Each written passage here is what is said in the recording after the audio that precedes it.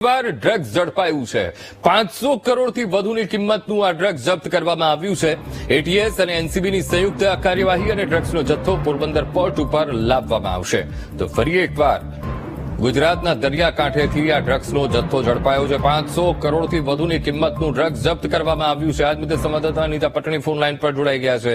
અનિતા, ફરી એકવાર ગુજરાતના દરિયાકાંઠેથી કરોડોનું ડ્રગ્સ ઝડપાયું છે, શું કાર્યવાહી? જી અંકુર, ફરી એક વખત ગુજરાત એટીએસ અને એનસીબી ટીમને એક મોટી સફળતા મળી છે।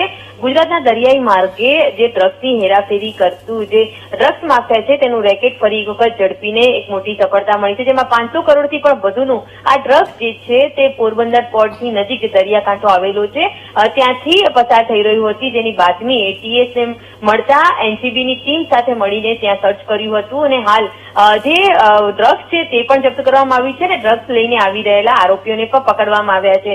મહત્વનું છે કે છેલ્લા ઘણા સમયથી આજે ગુજરાતનો 1600 કિલોમીટર દરિયાકાંઠો છે તેનો ઉપયોગ કરીને ડ્રગ્સ માફિયા ડ્રગ્સની હેરાફેરી કરી રહ્યા છે। અગાઉ પણ આ પ્રકારે મોટા પ્રમાણમાં ડ્રગ્સ ઝડપાઈ ગયું છે, ત્યારે ફરી એક વખત આ વધુ ડ્રગ્સ ઝડપાતા એનસીબીની ટીમ અને જે એટીએસે જે સંયુક્ત ઓપરેશન હાથ ધર્યું છે, જેમાં ડ્રગ્સ માફિયાઓના નામ ખુલતા હાલ આ જે ડ્રગ્સ માફિયાઓ છે તેને લઈને પણ તપાસ શરૂ કરી છે।